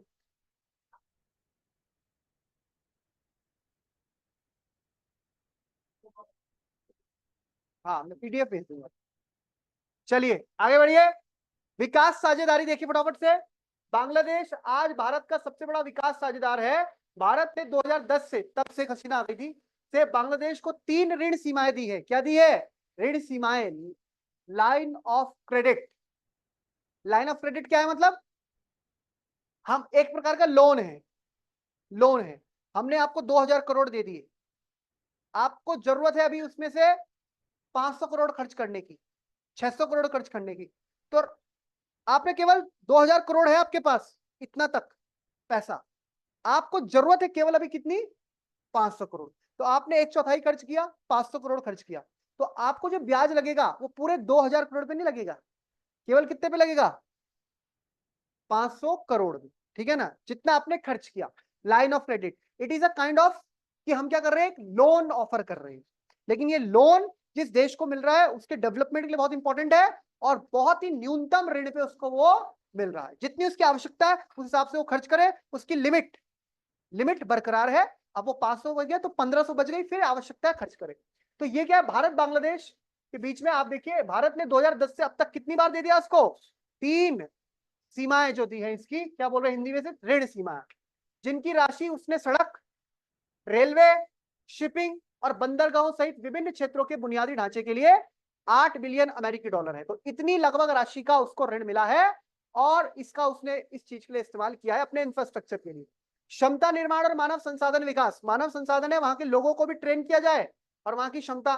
तो मानव संसाधन विकास के लिए बांग्लादेश में भारत के विकास सहयोग प्रयासों से एक प्रमुख घटक है, जिसके अंतर्गत अनेक प्रशिक्षण कार्यक्रम और छात्रवृत्तियां, याद कीजिए नेपाल, याद कीजिए भूटान, चलाई जा रही है। भारत 2019 से राष्ट्रीय सुशासन केंद्र मसूरी में 1800 बांग्लादेशी सिविल सेवा अधिकारियों को प्रशिक्षण दे रहा है। यानी कि आप देखिए, मसूरी में केवल हमारे भारतीय लोग ही नहीं, हमारे जो सहयोगी पड़ोसी देश के, उनको भी हम क्योंकि एडमिनिस्ट्रेशन का एक बहुत बड़ा वो केंद्र है, वो आप समझ रहे हो, ट्रेनिंग का। LBS जो है आपकी लाल बहादुर शास्त्री एकेडमी, जहां पे आप जाएंगे IAS की ट्रेनिंग करने, तो आप समझिए उस क्षेत्र में, उस ट्रेनिंग क्षेत्र में हम इनके जो बच्चे हैं, यानी वो जो भावी अधिकारी हैं, उनको भी प्रशिक्षित करते हैं ताकि वो बेहतर प्रशिक्षण सीख के अपने देश के विकास में अपनी भागीदारी को सुनिश्चित कर सके। तो ये एक बहुत बड़ी बात है। सांस्कृतिक सहयोग की बात करें तो इंदिरा गांधी सांस्कृतिक केंद्र ढाका, मैडम के नाम पे इंदिरा गांधी, क्योंकि इंदिरा गांधी का बड़ा नाम है वहां पे भारत बांग्लादेश में। क्यों भाई? उन्हीं के टाइम पे बांग्लादेश बन पाया ना, उन्हीं के सहयोग से। उनके मतलब भारत की वो प्रधानमंत्री थी उस समय। दोनों देशों के बीच साझा सांस्कृतिक संबंधों के उत्सव में महत्वपूर्ण भूमिका निभाता है। इसके प्रशिक्षण कार्यक्रम में योग, कथक, मणिपुरी नृत्य, हिंदी भाषा और हिंदुस्तानी शास्त्रीय संगीत भी शामिल है। तो क्योंकि बांग्ला भाषा में बहुत से शब्द तो संस्कृत के हैं, बांग्ला भाषा के बहुत से शब्द कैसे हैं? संस्कृत के हैं। और फिर नॉर्थ ईस्ट का जो एरिया कनेक्ट हो रहा है उनका, तो वहीं कहीं ना कहीं कल्चर मैच भी होता है। त्रिपुरी कल्चर हो गया, नॉर्थ ईस्ट, वहां पर भी ट्राइबल लोग रहते हैं। कहां पर? बांग्लादेश में। और फिर जो बांग्लादेश का चिट्टगोंग का क्षेत्र है, चिट्टगोंग, वो उधर से आप देखिए, उधर से म्यांमार का क्षेत्र आ रहा है, म्यांमार का रखाइन स्टेट है और बांग्लादेश का चिट्टगोंग क्षेत्र है। इधर से रोहिंग्या भागे, रोहिंग्या इधर से बांग्लादेश में प्रवेश करे और बांग्लादेश से ऊपर भारत में प्रवेश करे। तो रोहिंग्या वाला मामला है ना जो, वो भी आएगा अभी चर्चा में। क्यों? क्योंकि बांग्लादेश के लिए भी वही इंपॉर्टेंट इशू हो गया, हमारे लिए भी इंपॉर्टेंट इशू हो गया, और दोनों देश कोऑपरेट करे तो ही उनको कंट्रोल किया जा सकता है और उनका प्रॉपर रिहेबिलिटेशन करना है, उनका मैनेजमेंट करना है, उनको किस तरह से क्या कैसे करना है, रेस्क्यू करना है जो भी, तो वो कैसे करेंगे। तो दोनों देश का इसमें इंपॉर्टेंट रोल बनता है। फिर बात आती है रक्षा सहयोग। आज भारत पूरे दक्षिण एशिया में आप देखिए, आर्थिक रूप में, रणनीतिक रूप में, रक्षा के मामले में, अर्थव्यवस्था के मामले में, मानव संसाधन के मामले में और तकनीक के मामले में सबसे बड़ा देश दक्षिण एशिया। पूरे विश्व में तो अभी बहुत मेहनत करनी है। तो हम क्या कर सकते हैं? उच्च स्तरीय आदान प्रदान में भारत बांग्लादेश कॉर्पेट बंगो सागर, बंगाल का जो सागर है, अभ्यास, तट रक्षकों की क्षेत्र कमांडरों की बैठक और वार्षिक रक्षा वार्ता शामिल। यानी कि दोनों देश तीनों क्षेत्रों में, आर्मी लैंड एरिया, हवाई और समुद्री क्षेत्र, हमें आपस में एक दूसरे को क्या करना पड़ेगा? सहयोग करना पड़ेगा। अब आप खुद सोचिए, हमारे कलकत्ता से जो फ्लाइट जाए, एक तो हो गया रेल मार्ग और रोड मार्ग, फ्लाइट जाएगी त्रिपुरा, अगरतला, तो उसको बांग्लादेशी एयर स्पेस चाहिए नहीं चाहिए? अब या तो ऐसे घूम के जाए तो खतरे वाला भी है, ऊपर पहाड़ी क्षेत्र है ना, नीचे मैदानी क्षेत्र है। कलकत्ता से आप चले गए सीधा बांग्लादेश को पार करके, उधर पहुंच गए आप सीधा कहां? अगरतला। तो तीनों देश जो है, दोनों देश जो है, तीनों मामलों में रेल, रोड, वाटर, वहां कनेक्टिविटी की आवश्यकता है। साथ ही साथ इन तीनों ही क्षेत्रों से खतरा भी उत्पन्न हो सकता है, सैन्य खतरा, तो वहां पर भी इन सबको आपस में सहयोग करना बनता है। हम ज्वाइंट मिलिट्री एक्सरसाइज करते हैं, बायलैटरल एक्सरसाइज करते हैं। दूसरी बात है चीन के प्रभाव से मुकाबला करना।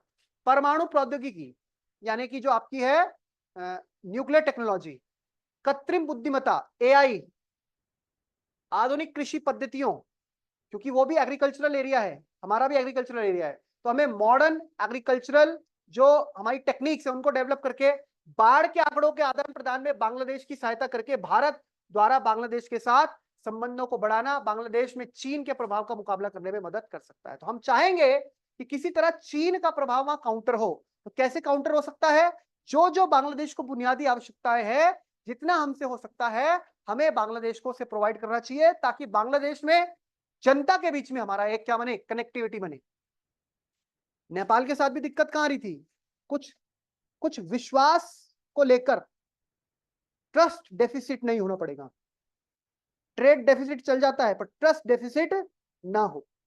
हमें अगर लोगों के बीच में हम ट्रस्ट रखेंगे, करेंगे, वो लोग हम पे और हम उन पे, यानी लोगों के बीच में भरोसा बढ़ेगा। भारत को लेकर सरकार के तो बहुत अच्छे संबंध थे बांग्लादेश की, वहां की जनता के बीच में भारत को लेकर मुझे बड़ा दुख हुआ जब भारत अभी वर्ल्ड कप हारा था, क्रिकेट वर्ल्ड कप बांग्लादेश में जश्न मनाया गया था, तो ये मुझे बड़ा दुख हुआ। क्यों? क्योंकि जनता के, और वहां ऐसे नहीं कि सारे लोग वहां पे, कुछ वहां पे ऐसे सेक्शन हैं जो एंटी इंडिया सेंटिमेंट को क्या कर रहे हैं, क्योंकि वो पीढ़ी अब बूढ़ी हो चुकी है, जिस पीढ़ी ने देखा था कि भारत ने हमारे लिए कितना सहयोग किया।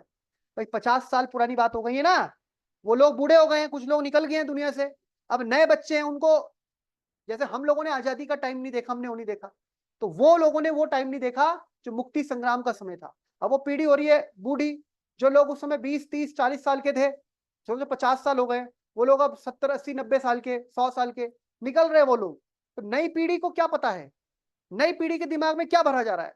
Pakistan soft skills, soft media के माध्यम से क्या भर रहा है, इंटरनेट के माध्यम से क्या भर रहा है, एंटी इंडिया सेंटिमेंट, ताकि वहां ऐसे लोगों की भावनाएं हो जाए कि भारत धर्म के मामले में और मामलों में इस तरह की बातें उनके दिमाग में भर दी जाए कि भारत उनके पक्ष में नहीं है या भारत उनके हितों का असली समर्थक नहीं है, वो पाकिस्तान है। जबकि वो ये भूल जाते हैं कि पाकिस्तान ने ही बांग्लादेशियों के ऊपर कितने बड़े स्तर पर अत्याचार किया, कितनी महिलाओं का रेप हुआ, कितने लोगों की हत्याएं हुई।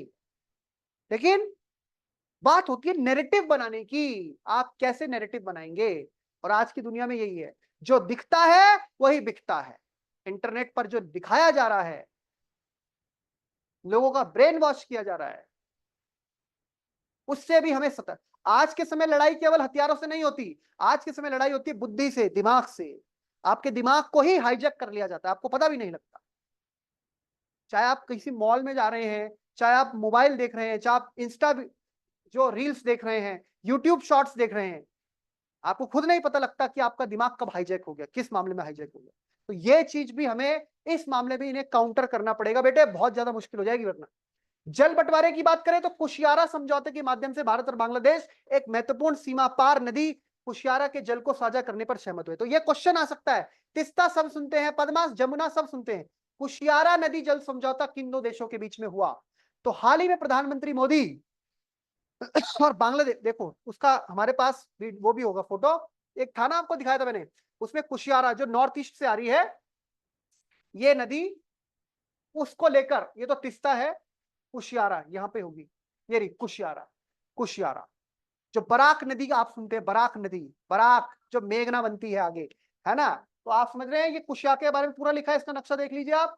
The Kushiyara river originates at the India Bangladesh border as a branch of Barak river, Barak river की ब्रांच के रूप में, known as the Amlshid bifurcation point, जहां पर टूटता है, बाइफर्केट होती है, टूटती है। It begins its journey westwards, west मतलब पश्चिम की ओर आएगी, और ये एक वाइटल सोर्स है सराउंडिंग एरियाज का। ये फ्लो करती है westward, boundary between Assam India और सिलहट डिस्ट्रिक्ट, जो सिलहट पहले हमारा था और ये सिलहट बाद में बांग्ला उसमें पाकिस्तान में जाने के लिए हाँ बोलता है, ठीक है ना। तो इसमें ये सारा क्षेत्र पड़ जाता है, Zakiganj, Sylhet, Karimganj, Assam, before entering entirely into the Beani Bazar upazila of Bangladesh. तो ये इस नजर से नदी आ रही है, पश्चिम की ओर आ रही है, ठीक है। तो ध्यान रखना है, the river then meanders, Mendhar समझते ना, नदी ऐसे ऐसे करती है जो, meanders southwards passing several villages and eventually joining the मेघना रिवर। तो कहां मिल जाती है ये, मेघना। तो मेघना की एक प्रकार की आप समझिए ट्रिब्यूटरी हो गई।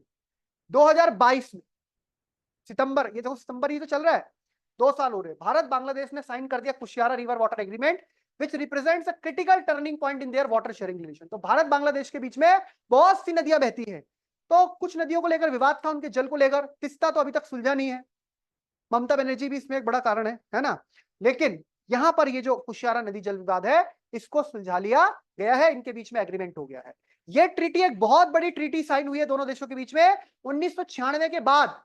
1996 में जो गंगा वाटर पैक्ट हुआ था, उसके बाद भारत बांग्लादेश के इससे बड़े संबंधों में सुधार आया, क्योंकि नदी का पानी आप जानते हो ना, जो गंगा नदी है, पढ़ी थी हमने गंगा नदी भारत के कितने राज्यों में बहती है, 5 राज्यों में। फिर फरक्का बैराज के बाद उसकी मुख्य धारा चली जाती है बांग्लादेश में, जो पदमा बनती है, और हमारे यहाँ हुगली नाम से जानी जाती है। किस नाम से, हुगली। तो ये 1996 में जो गंगा वाटर को लेकर एग्रीमेंट हुआ, उसके बाद ये बहुत बड़ा एग्रीमेंट है कुशियारा। तो नोट कर लेंगे, कुशियारा जल समझौता भारत बांग्लादेश के बीच में सितंबर 2022 में हुआ है। कुशियारा नदी भारत और बांग्लादेश की एक महत्वपूर्ण नदी है, जो कि बराक नदी की ही सहायक नदी है।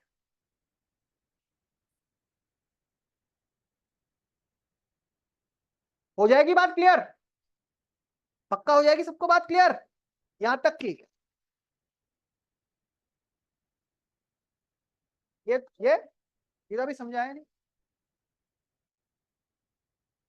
इसके बाद कल हम बात करेंगे तिस्ता नदी की,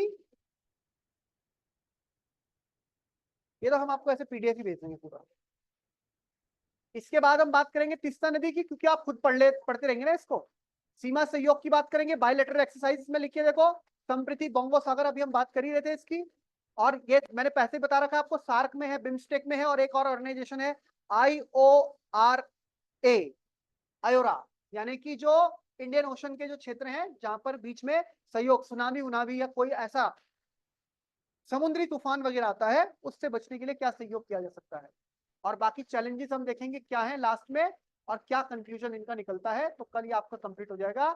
और फिलहाल आपको ध्यान रखना है कि जो हमारे रिलेशंस रहे शेख हसीना के टाइम पे, बहुत बड़े स्तर पर एग्रीमेंट हुए हैं, अब सरकार बदल गई है, रिजीम बदल गई है, तो भारत बांग्लादेश के संबंधों पर अब उसका सीधा सीधा असर पड़ रहा है। फिलहाल आज के लिए इतना ही। भारत बांग्लादेश के संबंधों की श्रृंखला कल जारी रहेगी। तब तक के लिए सभी लोगों को जय हिंद, जय Bharat, Vande Mataram, God bless you all.